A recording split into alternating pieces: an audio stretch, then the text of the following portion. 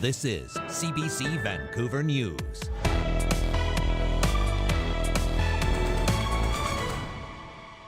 It's a family, so we've lost a family member.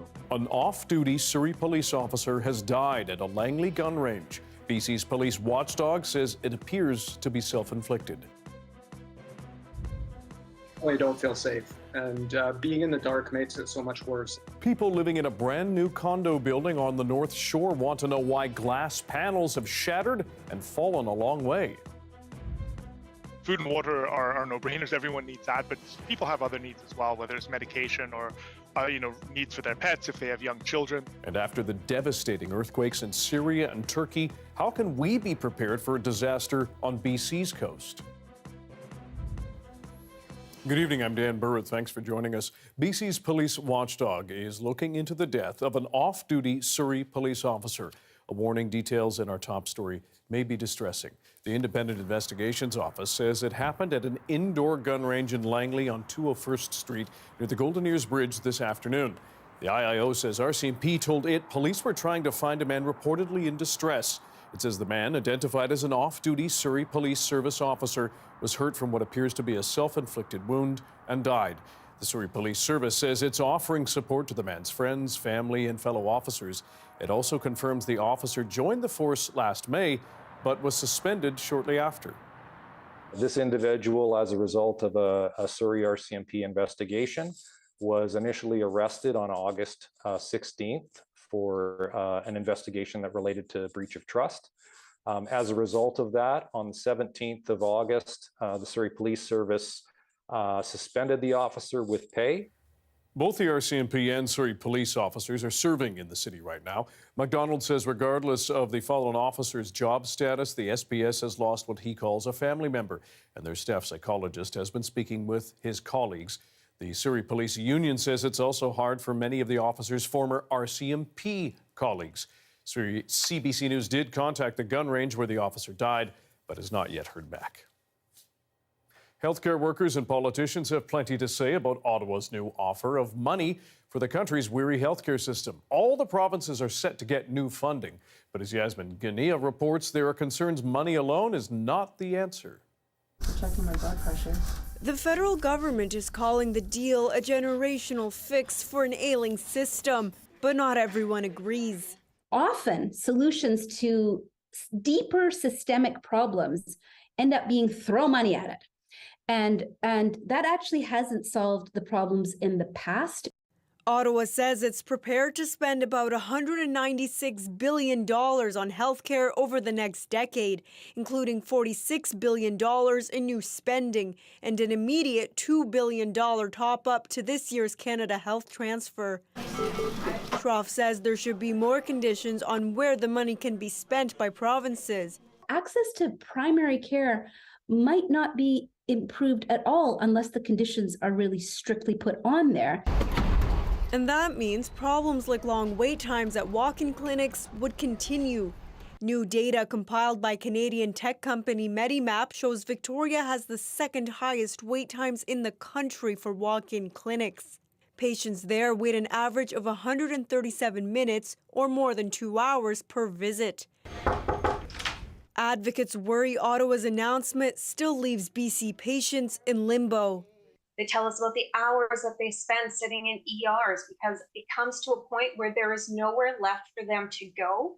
The province says it would have liked to see Ottawa offer more money to improve the system. The demand is going to continue to grow, and we need the federal government to, having recognized the situation, now respond to it better than they did this week.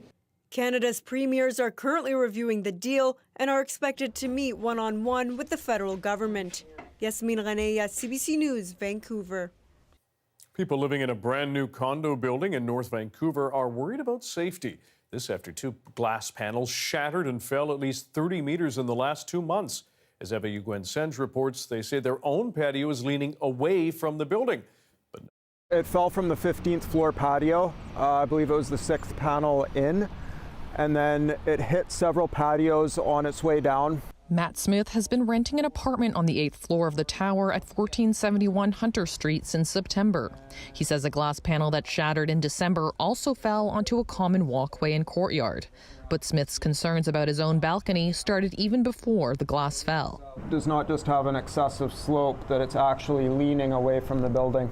Smith and his partner reported the issue to the developer back in December, about a week before the first panel shattered. Monday, his partner came home to find glass shards covering their balcony after a second panel shattered right above their unit. I was just kind of like assessing, looking at the top, and then I can see from the above floors, the balcony, that they are missing a glass. In an emailed statement, the building's strata council said the first panel shattered while in place and did not fall out whole and then break. They said an initial inspection showed both panels were properly installed. In emailed statements, the developer Intergulf says it responded to both incidents and is looking into what caused them. But Matt Smith says his balcony hasn't been inspected yet. Is another panel of glass going to fall? Well, without an investigation and some communication with the residents, we're in the dark. And I'm concerned about my own patio. Incidents where outdoor glass panels either fall or shatter aren't uncommon.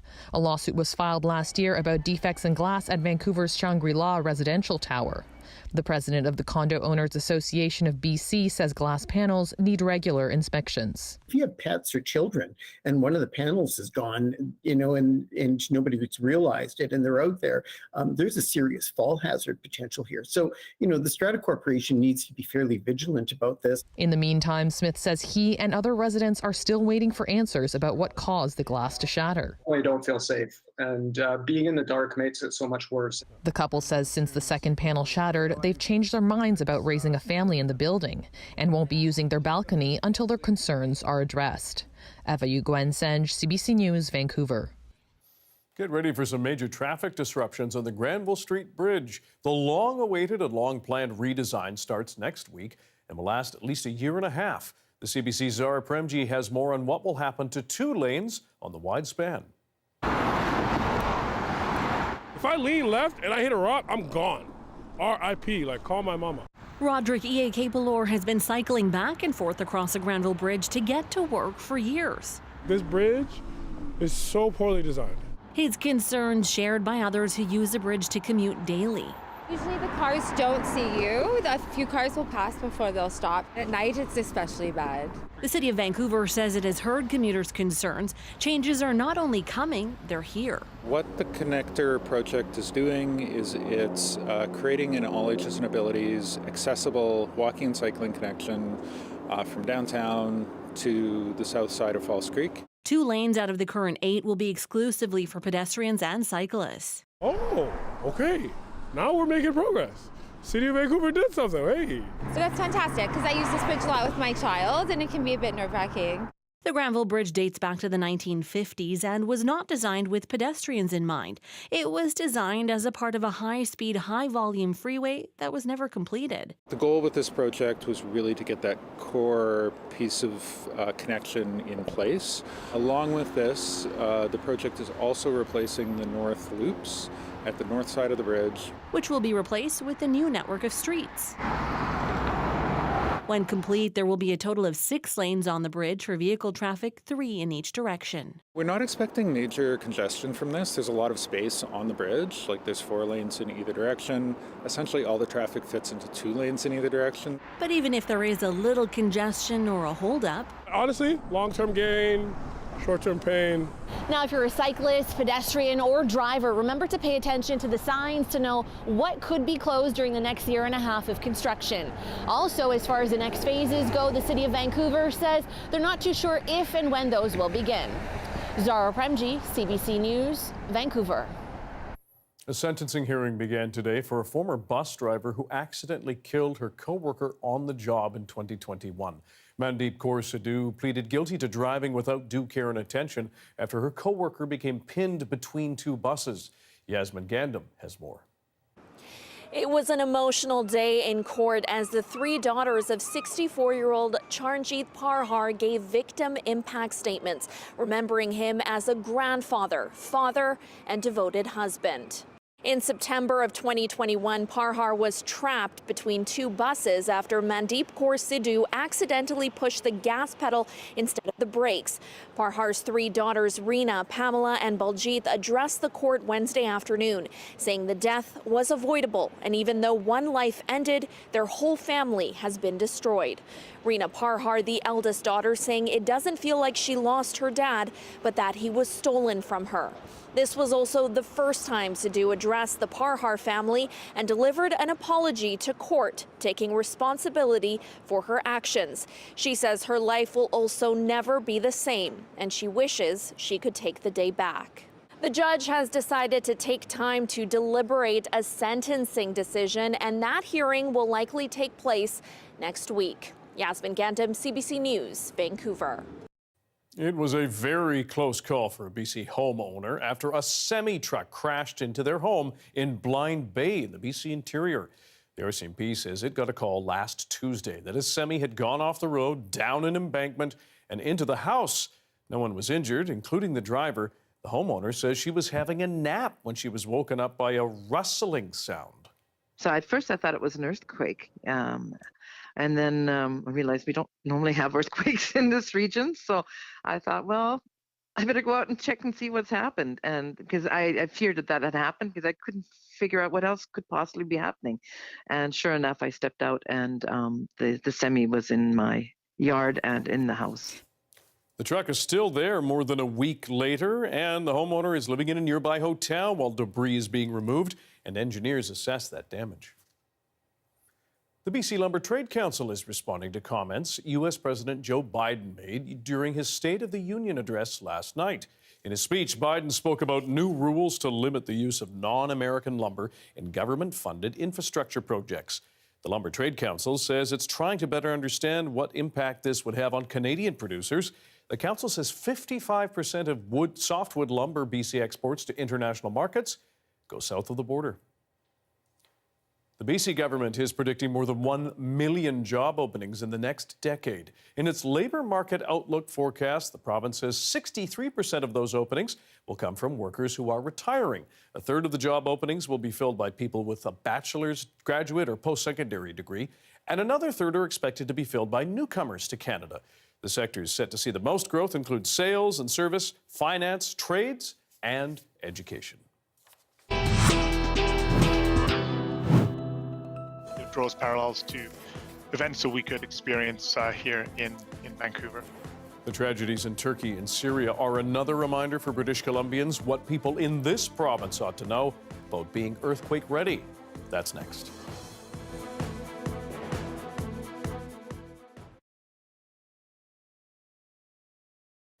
And hello to everyone watching our commercial-free live stream tonight. Thanks for being here. The TV show The Last of Us is by far one of the biggest hits of the year. It began shooting in Alberta during the summer of 2021, wrapping up production a year later. We spoke to onlookers eager to catch some of the behind-the-scenes action. I'm just kind of watching and seeing if there's anything going on The Last of Us set.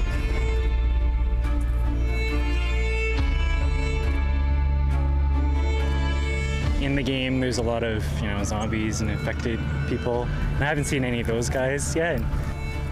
We saw all these cars parked the wrong way going down Edmonton Trail. We thought, yeah, grab a cup of coffee and have a look, see what's going on. It looks like chaos right now. There's this big bus, parked. Looks like it's been through World War I. Bunch of vehicles all parked the wrong way, looking pretty decrepit, some of them. Crazy. I've played the game, so I've been following the project a little bit, and it's very rare that something like this is filmed in Calgary, so it's very exciting for me to come out having played the games and to see just what's going on. Some big actors too. So. Yeah, I saw his head kind of popping over the railing there. Pretty exciting, but I don't think he saw us yet. And who was that? It was Pedro Pascal. Yes, I brought my binoculars, which we bought these for wildlife and bird watching earlier in the year, and I was like, oh, I don't get to use these that much. And then we thought this would be a really great idea. We weren't sure how close we would get, so these things zoom in a lot. So we got to see a lot of what's going on up on the little flyover there. It's fascinating to get to watch, and yeah, I'm excited for it. I'm gonna nerd out at the end when it all comes out and we're like spotting things, being like, oh, look at that, hey, I recognize that. Never seen it like this. No, it's great to see it happening in Calgary and even, close proximity to Bridgeland as well. But yeah, it's good to see that there's some new industry that's coming in to help revitalize the city. We need it.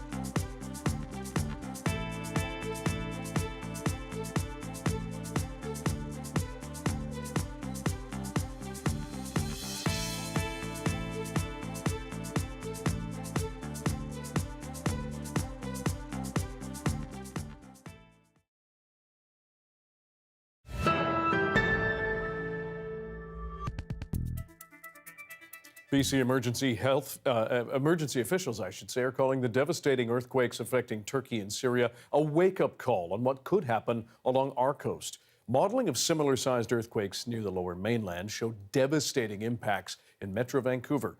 Our John Hernandez has more on how you can be prepared. It's never been a matter of if, but when a big earthquake might hit the BC coast. The horrors seen overseas, a blunt reminder of what's at risk. It draws parallels to events that we could experience here in Vancouver. While seismologists are worried about a major earthquake known as the Big One, there is particular concern over what might happen if a smaller earthquake, similar to what was recorded in Turkey, happened closer to Vancouver, which could prove more damaging. These kind of earthquakes, generally speaking, will not be as big as megathrust events, but because they are closer to population centers and the fact that they can also be shallow, also means that the shaking can be strong enough to cause damage. A city analysis modeled the impacts of a magnitude 7.3 earthquake in the Georgia Strait about 30 kilometers away from Vancouver. It found that more than 150 buildings would likely collapse, more than 10,000 would be damaged, costing at least $8 billion. 11,000 people would likely be hurt, and more than 1,100 people could die or be severely injured. The hardest hit neighborhoods would be downtown, the West End, and the downtown East Side, with older residential and commercial buildings to be the most severely damaged. Buildings built in the past were not subject to the same rigor as the current building code. So many of our existing buildings are at higher risk of damage from an earthquake. The province would then immediately activate its coastal response to deliver emergency aid, food, and water, a scenario it's currently practicing. There are almost 200 organizations involved in this exercise. I'll also add that British Columbia is currently working with the federal government to implement an early earthquake warning system. And while no one can predict when disaster might occur, officials say it's important to be prepared with a grab-and-go bag and at least 3 days of emergency supplies. Food and water are no-brainers. Everyone needs that, but people have other needs as well, whether it's medication or needs for their pets if they have young children. A reminder to be ready for a day residents here hope never comes. John Hernandez, CBC News, Vancouver. Devastating news out of Quebec today. 2 children are dead and 6 others hurt after a city bus crashed into a daycare in Laval, north of Montreal. The bus driver, a 51-year-old man, employee of the STL, has been arrested for careless driving and homicide. Dozens of police and emergency vehicles lined the street leading to the daycare after that crash as distraught parents arrived to try to check on their children. The suspect, Pierre-Denis Saint-Amand, has been charged with first-degree murder, attempted murder, and aggravated assault. Witnesses say several people had to subdue the driver, who they say came out of the bus naked and disoriented before he was arrested. Saint-Amand is scheduled to be in court in person next week. There is a live shot of Harbour Centre and Grouse Mountain glowing beyond. Johanna will have your BC forecast next. It includes rain, snow, and wind. Stick around.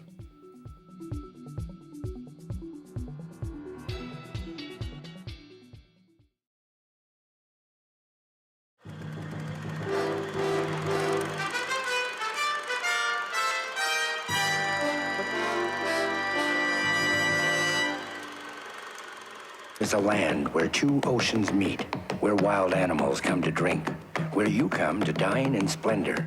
This is a commercial promoting South Africa. There are several pictures showing blacks and whites together, seemingly getting along okay.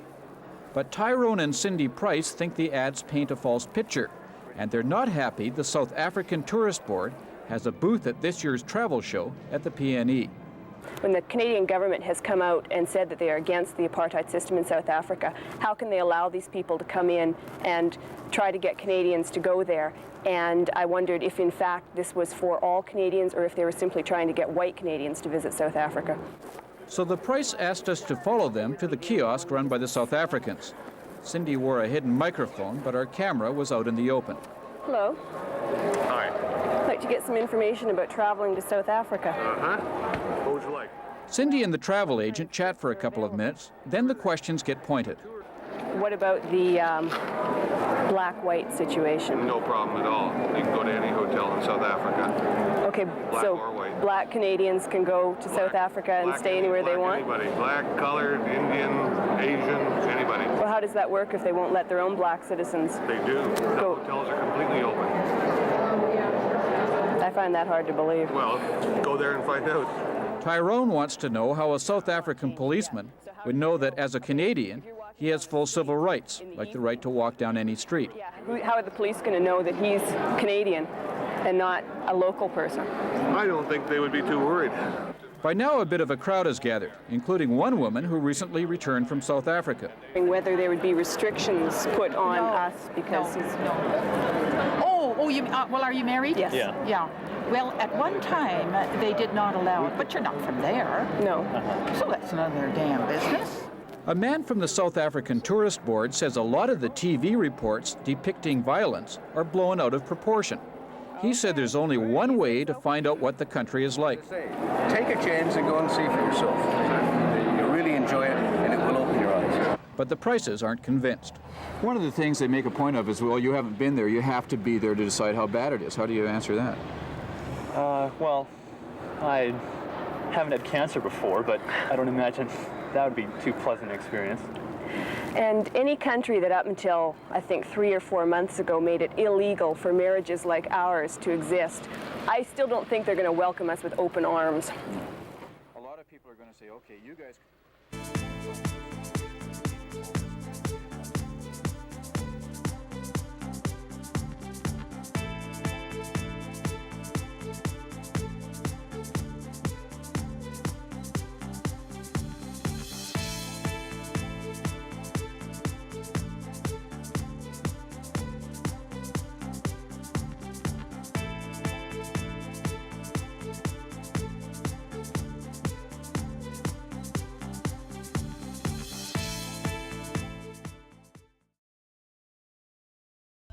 Land Back is a CBC original podcast where we uncover land theft in Canada and look at how Indigenous people are taking it all back.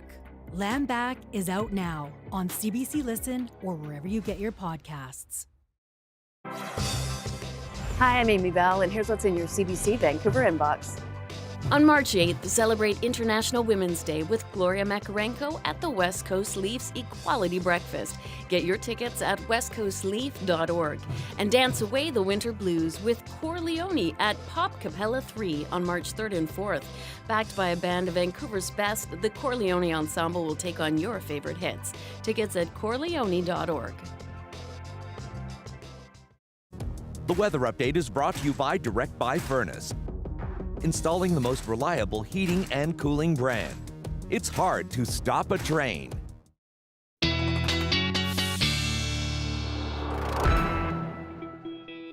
Time for our BC-wide weather forecast with meteorologist Johanna Wagstaffe, and it's windy across a swath of our province. I got there eventually. Swindy is a word we just made up. That's true. For snow and windy, but it absolutely works for the swath under the warnings. You are getting the next Pacific system head on, and the wind warnings do extend down through the Sunshine Coast late through the overnight and in through tomorrow morning and all the way up through central coastal sections through Haida Gwaii. That's where we'll look for those southeast wind gusts to 110 kilometers per hour before easing in the afternoon. And Terrace up towards Stewart, 15 to 25 centimeters as that system moves inland. So you're getting that center of the low making landfall, which is why you're seeing the strongest of the winds. We'll see some gusts across the island too tomorrow morning. Port Hardy to Fino, gusts to 90. Little breezy here in Metro Vancouver as well. We're awaiting the next round of showers. It was nice to see the sun for a moment, for but a moment today.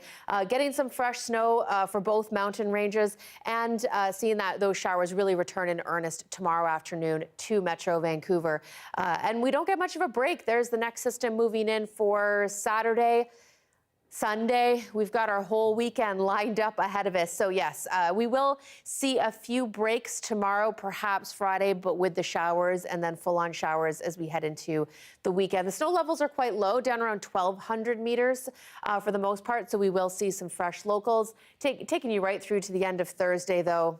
There's a lot coming. Not as much as the past week. That's where we saw over that 100 millimeter mark. I'd say sort of through to the end of the weekend, we've got maybe 40, 50 millimeters in us. Quite mild the next couple of days, and then we come back down to seasonal. After we get through this latest soggy stretch, I know just that taste of the sun yesterday made us realize how much we'd be missing it. It has been a bit of a dark start to February. Looks like we'll get into a stretch early next week, and that will be nice, Dan. Yeah, just in time for Valentine's Day. So that's when you'll peek out. Yes. Wonderful. Wonderful. Thanks. You're welcome.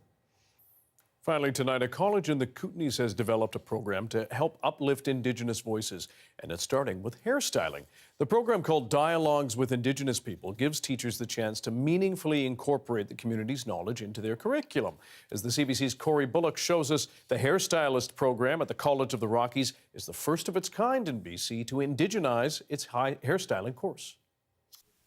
It's not every day that you see cultures coming together and participating in each other's beliefs and teaching one another. Barbie Torres is studying to become a hairstylist at College of the Rockies in Cranbrook. As an Indigenous student, she says she's proud to learn in a program that values her culture. Hair's always been sacred. I've known that since growing up, and my auntie is an Indigenous elder. She's a Métis elder, and she was diagnosed with cancer last May. So I shaved my head last May. And it released a lot of trauma that I've had in the past. So it was like a weight lifted off my shoulders after I've done it.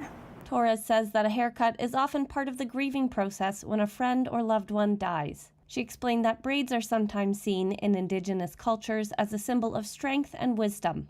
I think there is a real gap in our curriculum. Hairstylist instructor Gwen Stewart has spent the past few years working with Indigenous leaders and elders. She says her goal is to have a classroom and a salon that is culturally sensitive and respectful.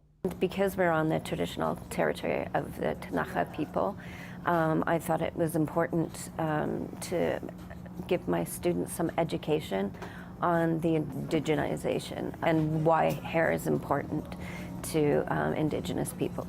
The school's executive director says indigenization is an important step towards reconciliation. That our systems of knowledge and ways of being have been, systemically denigrated over time through colonialism. And so we need to uplift that knowledge in ways that it hasn't been in the past. Indigenization involves the elevation of Indigenous knowledge and ways of being. And so what that means is creating an intentional space within the classroom to elevate those voices and that knowledge in a culturally safe way. Stewart isn't the only teacher working to indigenize their curriculum. The school says they hope all teachers are open to continuing their own learning and inviting Indigenous leaders into the classrooms. Corey Bullock, CBC News, Cranbrook.